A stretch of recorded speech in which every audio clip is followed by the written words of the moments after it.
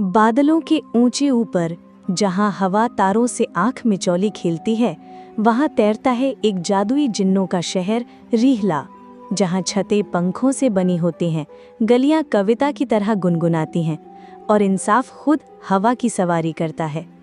और उसी दुनिया के बीचों बीच रहता था एक लड़का, अनीस, 7 साल का, परछाई जैसा पतला, चमकती आंखों वाला, फुर्तीला, और एक ऐसा जिन जिसका दिल बिजली से भी ज्यादा जोर से धड़कता था। हर शाम अनीस और उसका बादल दोस्त बादल, एक फुलफुला, घूमती आंखों वाला हवा का नन्हा स्प्राइट जिसे बिजली वाली आइस पॉप्स खाने का कभी अंत नहीं होता, आसमान में झूमते रहते, धूमकेतुओं का पीछा करते, चांद पंछियों से बचते और सितारों से चुटकुले इकट्ठा करते। लेकिन एक दिन आसमान थम गया, खामोश। न कोई हवा बही, न एक भी प्रार्थना का झंडा हिला।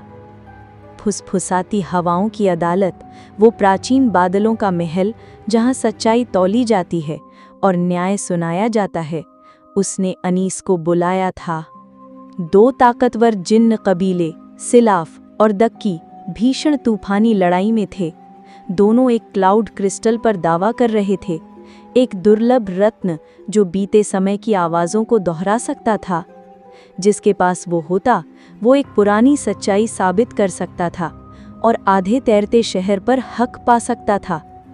लेकिन अदालत की हवाएं चुप थीं, क्रिस्टल की सच्चाई मिट चुकी थी।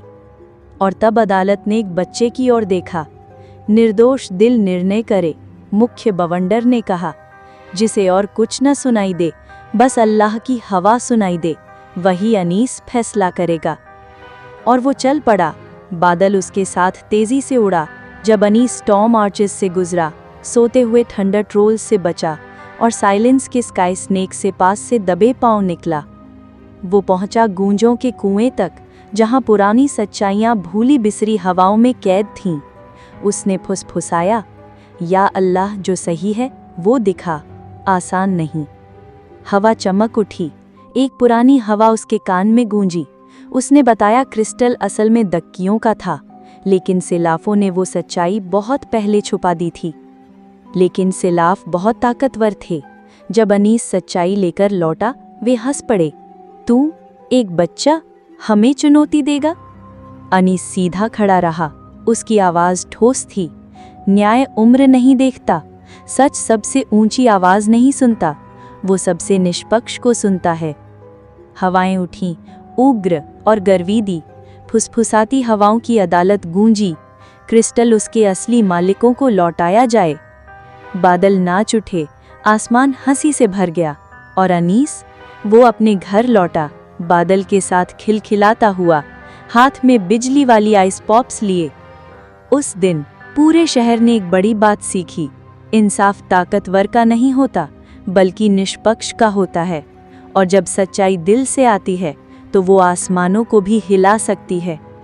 ए ईमान वालों, इंसाफ के साथ डटे रहो, चाहे वो तुम्हारे खिलाफ ही क्यों न हो, या तुम्हारे माता पिता और रिश्तेदारों के खिलाफ। तो याद रखो, बादलों पर चलने वाले नन्हे मुसाफिरों, जीवन में न्यायप्रिय बनो, बहादुर बनो, निष्पक्ष बनो, चाहे हवाएं चुप ही क्यों ना हो जाएं। और अपने हवा दोस्त के लिए एक आइस पॉप जरूर बचा कर रखना।